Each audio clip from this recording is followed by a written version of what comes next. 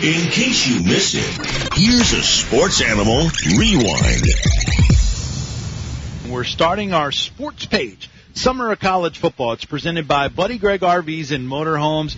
You can find Buddy Greg online at buddygreg.com. Also on their Facebook page, and like them there, and then find them on Twitter. Follow them there. It's at Buddy Greg RVs. Let's bring in, to help us break down the Florida Gators this year in 2013, friend of the show, at Steve Russell 850 on Twitter, sports talk host at WRUF 850 AM out of Gainesville. The great Steve Russell joins us here on the show. Hey, Steve, Vince, and Mike. Hope you're doing well. How's it going, Steve? Fellas, first of all, thanks for having me and doing great. Hope you had a good Father's Day. It was a great one for me. So that's a good way to end a weekend. Absolutely. Happy Father's Day to you, belated, and hope it went well for you as well. Will Muschamp, I don't know if you were able to hear his comments there. He was talking about sort of the guy, a few of the key guys on defense, and he mentioned Ron Powell at that buck position. That buck position is pretty interesting because they have a couple guys that can play that spot. How are they going to get Ronald Powell, Dante Fowler Jr.? How do those guys stay on the field at the same time, and how do those positions sort of work their way out, in your opinion? Two things. One, I think you can put Powell at a Sam linebacker, and in fact, he's listed there after spring as the starter, and Fowler is listed as the starter at buck. And you know, at the buck position, it depends if they go 4-3 or 3-4, but either one of those guys can play that position. Now, I don't know if you heard, Antonio Morrison was arrested, the projected starting middle linebacker, for allegedly hitting somebody at a bar. And Will Muschamp is aware of this, but what punishment he will receive when the process is over remains to be seen. So that clouds a position that I think is one of the thinnest on the team. I mean, he mentioned Kitchens. You know, I think if it started today, if Morrison was allowed to play, Powell, Morrison, Kitchens would be the linebackers, and Taylor can play anywhere. But after that, really thin position. So, you know, Powell, if he's healthy, and apparently he is after sitting out all that time, he'll play probably starting at linebacker first. Steve, obviously the defense, I think it's fair to say, is ahead of the offense at Florida. When you look at the offense, make a case for how they're going to be better this year. I'll do it with optimum eyes that say things will go right here. Okay. Driscoll is if you talk to anybody here, the three keys are, will Driscoll be better, will Driscoll be better, and will Driscoll be better? I mean, everybody is focused on that. There is no question of his ability, but he's got to quit holding the ball as long as he has done. He's got to get better at reading defenses and making decisions, and he needs some help. I mean, the quarterback position, as we all know, too much hype, too much blame when things go wrong. But can a wide receiver for Florida really step up and do something? And for the last 3 years, the answer has been no. They do have people back. You know, Dunbar is back. Pittman is back. DeBose is back. Trey Burton, Solomon Patton, but nobody there really stands out. They're hoping DeMarcus Robinson, a freshman, will help at the X, but that's going to be the other factor, guys. The offensive line, I think, is going to be a lot better. You get some guys in who were transfers, who have a chance to start right away. Max Garcia, Tyler Moore. That should be a better group to help Driscoll, but the key is going to be, I think, Driscoll's development and some receivers helping him out. Visiting with Steve Russell, helping us preview the Florida Gators in 2013 as we start our sports page summer of college football, 7 weeks of college football talk, dedicating an entire day to each SEC team, and then entire days on full conferences later on, and including SEC media days. What about the running back position? There's some talent there for sure. Talk about how that shook out coming out of camp, and your thoughts on the freshman Kelvin Taylor as well. Well, Matt Jones is the clear starter. 6'2", 230, sophomore. Like what I saw of him, fellas, last year in a backup role to Gillislee. He's the clear starter. Mac Brown, who's been here seemingly forever, he's a redshirt junior, finally has made some strides, and I think has a chance to get secondary snaps when Jones sits. Kelvin Taylor, I think, is going to be the third guy, at least starting summer. Now, will he overtake Mac Brown? Could. But it's nice to have three guys that you like at the tailback position.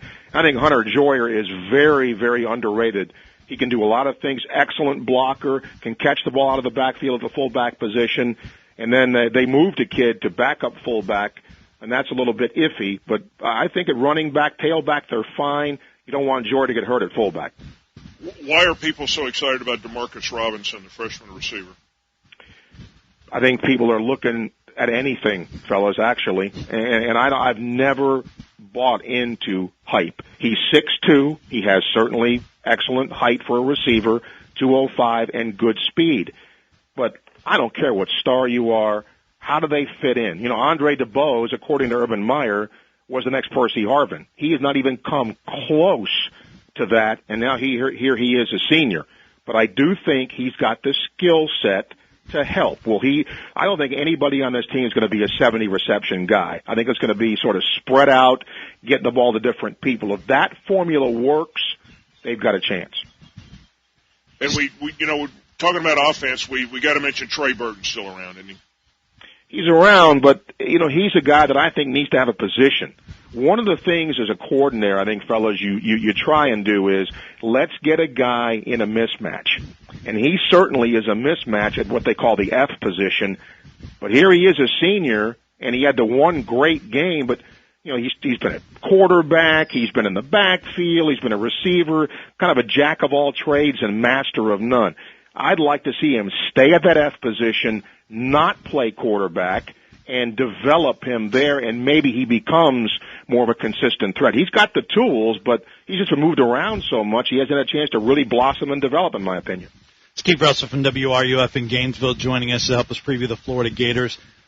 Let's talk about that offensive line. You mentioned some of the transfers, and I know the kid from Nebraska, Tyler Moore, is in one of those spots, and they have some real talented, highly rated guys moving in those other spots. Kind of talk about that O-line. Sure. When you look at what they've got, I think there's more quality depth here, guys, than Florida's had in a long time. For example, you mentioned Tyler Moore. Well, the guy he's ahead of right now, or even with, is Chaz Green, who's been a starter when he's been healthy for 2 years. Halapio is a redshirt senior. Jonathan Harrison, the center, redshirt senior. Garcia is the other kid that's coming in, redshirt junior, and then you have Humphrey. So they've got a nice offensive line. Kyle Coney is a backup at center. He's a redshirt senior. Trip Thurman is a kid that was very highly recruited, but he's been hurt. He's listed as a backup, as a redshirt sophomore. So there is depth here. It's consistency. Last year it was a better group than the year before, but it's going to have to take one more step to be better to help Driscoll have some time to throw the football. Let's hop over to the defensive line. Certainly you lose some key guys there to the draft, but talk about some of those guys that are stepping in. There's also some talented guys that are moving up on the depth chart that were highly rated also. Well, you start with defensive end, and Jonathan Bullard, I think, fellas, is a budding star. Showed great flashes last year. He's bulked up a little bit, but has not lost any of his quickness. Dominique Easley is back. I don't like some of the antics he does on the field, but he certainly is going to start at tackle as a senior, 6'2", 285. And then you mentioned the buck position where, either Fowler, who I think, again, is a budding star as a sophomore, is there. The nose is going to be interesting because Damian Jacobs as a senior is there, and so is Leon Orr as a redshirt junior. My question is going to be, is there enough depth there? Last year, you had Omar Hunter, you had other guys, Sharif Floyd, other guys there to help that rotation. They're going to need that. So are other guys who are freshmen or junior college guys, Caleb Brantley, Jaynard Boswick, guys like that, going to step in and help? That's going to have to happen for them to be successful, I think. Jacobs, a one-time commit to Tennessee, decommitted, committed to Florida, and ended up signing from the JUCO ranks. Steve, what about the secondary? Will Muschamp, when we came in and brought you in, he was talking about guys needing to move around in multiple positions like Riggs and Watkins. Talk about the losses back there on the back end, because you did have a couple lost to the draft, and who fills those spots? Well, certainly Matt Elam is the guy that comes to mind that you lose. But I'll tell you what, fellas, in my opinion, this is the strength of the team. Luchez Purifoy, who's going to play some offense, by the way, and that's a guy that I wanted to wait to mention now. He will play some snaps at wide receiver, and he's shown ability at that position. Now, how much he plays there, depending on corner, we'll have to wait and see. But when your corners are Luchez Purifoy as a junior and Marcus Roberson as a junior, that's really good. I think those two are excellent cover corners, maybe two of the best in the SEC. And he mentioned Cody Riggs, like to play all over the place, Jalen Watkins, who's going to be a safety, and then guys like Brian Poole, Valdez Showers, Jabari Gorman, who I think has a chance to play at safety with the departed Elam. And there's a kid, Vernon Hargraves, the third out of Tampa, guys, who is really, really hyped. And again, I don't believe any of that until I see a kid play. But from what I'm hearing, he'll find a way to get on the field, maybe in the nickel, maybe in the dime, a guy to watch for down the road. So I think the secondary is maybe the strength of this defensive football team. You know, how much will you miss Matt Elam? He's a guy that every game I watch on TV, he's so intense. I feel like there's going to be spontaneous combustion, and he's just going to burst into flames right there on the field. How much will you miss him? Oh, you'll miss him. I mean, whether it's going to be Gorman or whether it's going to be Marcus May, who's a redshirt freshman, they're not Matt Elam yet. So when you lose a player like that, who, number one, has experience, number two, knocks your head off, and three, knows what Muschamp wants in his system, he'll be missed. No coach ever says, guys, well, my next guy in line isn't any good, but he seems to have confidence in what May and Gorman can do. But you will take a notch down without having Elam there. There's no question. Steve Russell from WRUF in Gainesville joining us to help us preview the Florida Gators in 2013 here in the Sports Page Summer of College Football. Talk about special teams, a loss, and then you bring back another specialist that's as good as it gets in the conference. Yeah, you lose Caleb Sturgis, and I know that, people poo-poo the loss of a place kicker, but the way Florida's offense is, guys, when it doesn't score a lot of touchdowns and you have to rely on a guy like that, I mean, Muschamp had confidence in him 55 yards and would put him on the field and kick a field goal in that situation without any hesitation at all. Well, that's a big weapon you lose. You do have Kyle Christie back, one of the best punters in the country as a junior. But who's going to be the place kicker, I think, certainly is up in the air. Brad Phillips, I think, has the inside track. He's a senior. He's been around. He's had some experience. Don't pen him in yet, pencil him in. But will Phillips be as good as Caleb Sturgis? Probably not. So if the Gators don't score touchdowns, as they did not do last year, that could be a factor in what happens in the red zone as far as a place-kicking game is concerned. Steve, talk about the schedule. What stands out about the Florida Gators schedule in 2013? Well, a lot of people look at the schedule, guys, and it's a tough schedule. Well, most SEC teams have a tough schedule, but obviously, got to go to Baton Rouge, got to go to South Carolina, and going to Miami in week 2 to play a noon game is not going to be any picnic. It's the last time Florida plays Miami for the foreseeable future, and you can bet that they'd love nothing better than to knock off Florida in week 2. Florida hasn't beaten Georgia in a couple of years, and Georgia has an experienced quarterback back and 2 very good running backs and an offensive line that I thought was very good, so that'll be a challenge. But, I think it's overplayed. There aren't many teams, unless the rotation is right, like for Georgia last year, where you look at the schedule and don't say, we could lose here, we could lose here, we could lose here, because you're playing in the Southeastern Conference. And frankly, Florida was very fortunate last year. Their turnover rate was really good, much better than the year before. They got some breaks. I think the question is, does Florida win those close games again with a bounce of the ball here, a bounce of the ball there? It isn't easy to do 2 years in a row. Steve, anything else that's important that we haven't touched on for our listeners if they're thinking of how good this Florida Gators team will be in 2013? And then touch on what you think Tennessee, what kind of threat Florida may think of Tennessee, and maybe what the fans think about that game with Tennessee. I'll start with that. Will Muschamp will never take any opponent for granted. I don't care if it's Toledo. I don't care if it's, UAB. He approaches them all the same. Frankly, the game with Tennessee has lost its luster here. It just has. And it's a shame because you guys know, back in the day, That was always an important game. It was the SEC opener. A lot of times the team that won that game went on to win the East. But it's lost a bit of its luster, and hopefully if Tennessee gets better with a new coaching staff, it'll approach the importance it used to have. And as far as anything else, guys, I think there's two intangibles here that have to go right for Florida. One is what I mentioned earlier, turnover margin. 2 years ago, they were awful. Last year, a lot better. The defense created turnovers, gave the offense, which struggled, some field position, which helped. I think that's got to go their way again.